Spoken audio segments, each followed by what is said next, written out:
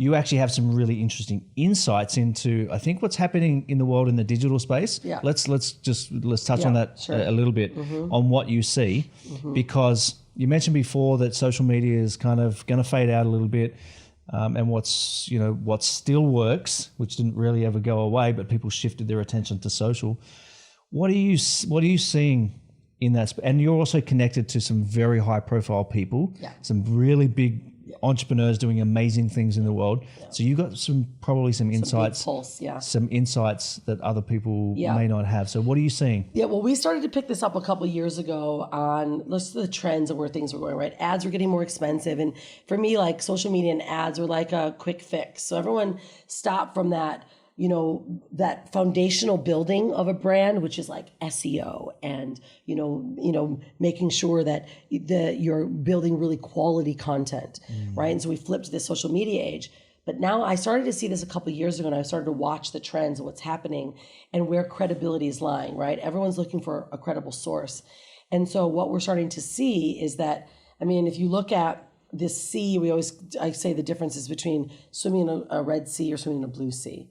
And now more than ever, everyone's dumped into the Red Sea. Yeah. So how are brands and companies and founders and experts positioning themselves differently? And we've been leveraging top tier publications for several years, but we started to do something quite different where we were seeing the digital magazines as being like one of the greatest resources, not only for credibility, but for Google indexing your name and being connected on the domain rating, meaning a site that's got like high credibility, and connecting your name to that. And we started to leverage those as marketing material, right? So I was already tapping into this. Well, now we're seeing the trend that like some of the top of the top right now that are looking at speakers, authors, like how are we deciding who we're working with? They are now Googling people's name, and they're looking to see if you have a knowledge panel, which means it's all the data about you. So like if you Google your name or mine right now. So that's when, if you look up a movie star, for sure it's going to be there. It's your picture, it's their name, it's all of their links, it's all of their socials, it's all of their websites, it's books, it's everything that they've done. Like that is the absolute credibility stamp. That says that you are a credible resource and you're an expert in this craft. And the next level is going and getting a Wikipedia, right? Which is also now what we're building for our clients. But that's what they're looking for now. So they're Googling your name. They're hitting the news tab, which says this is who's talking about you right now. And they're looking at the knowledge panel. That's all they're looking at. Because social media is going to, if it goes away, all you have is your name and what's been written about you and your credibility. And this is where it ties back in, I think, to the rest of the conversation, is that social media has been this place where people can fake it till they make it. And there's a lot of fake, there's a lot of stuff, right? That phase is gone. And what's happening in the world, tying back into everything that we're talking about, is this dissolving of that and needing to go back to authenticity, right? And that, I feel, is what is the movement. That's it. And that's where you're at, and that's what you're tuning into. That's exactly what we're tapping into, is like real truth. Yeah. Because I can't make a knowledge panel. I can't mess with the algorithms.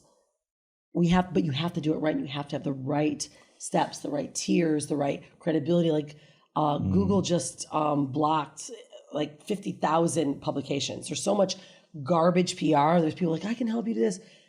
Most of it's garbage, right? We are literally, I'm working with celebrities right now to push down some of the crap that maybe they had for years ago and rebuild their brand, because we have to do it the right way. And this is the long-term play. Yeah. This is like the long-term play, like looking at how do you want to be searched for? Like what are the key words? Just like on YouTube, if you're searching for, how to build a business online and you are searching for that, you're going to see certain people because they're keyword ranking. You need to be able to have that also on Google that pulls you up in your website as that credible source. Yep. And that's where the juice is right now. It's not social, it's not Facebook ads. Yeah, that's, like instant gratification stuff. It's traffic, but the juice is coming from the base, which where it all started. Yeah. But we got lazy because marketers came in, right? Started figuring out social media and started paid ads, and they stopped doing all the quality stuff. Yeah. No, this is really. I love how we're finishing on something really tactical. Yeah. But it's actually tied in. It's actually tied into all the rest of it. That's really, really cool. Yeah. So Unstoppable Branding Agency and RhondaSwan.com. Rhonda Swan.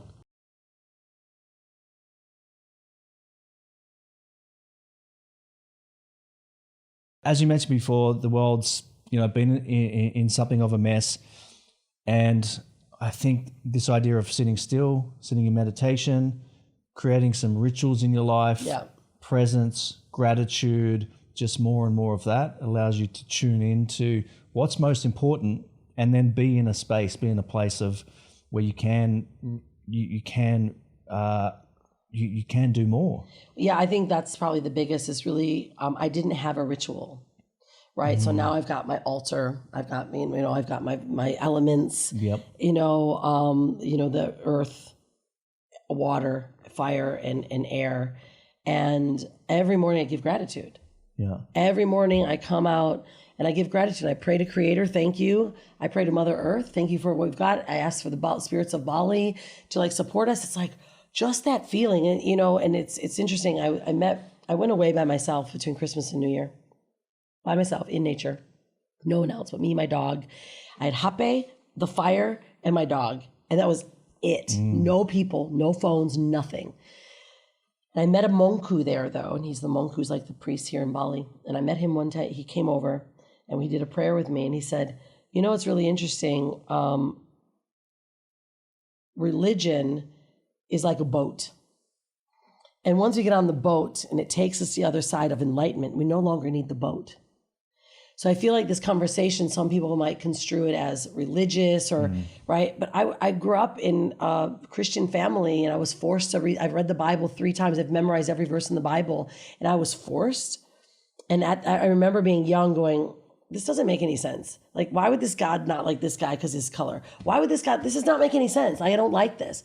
However, the religion gave me a foundation of connection, but it was such a negative way. That's why I think I fought it. So now with people, initially I was pushing away an altar, right? And this prayer. And the word, when we started doing ceremonies, we're here to pray. And I'm like, yeah. The same it felt weird. Same for me too. Right? For me. I was super triggered. Yeah.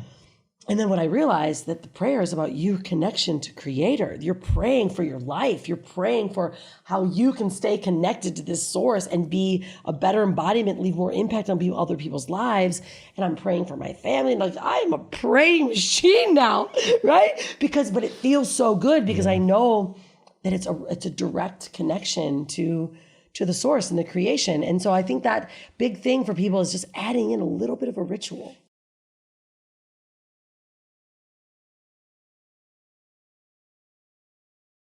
What have you noticed through this spiritual practice and ceremonies, and what's unraveled for you? And another way of asking is, what's the view you have of yourself now that is different to before?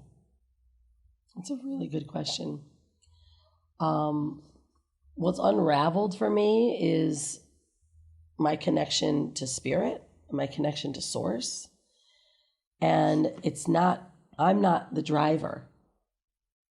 When I'm opening up to what is coming from this, my goodness, living on this planet is so much energy, right? It's funny, I love the movie Avatar. I was like, I wish we live like that.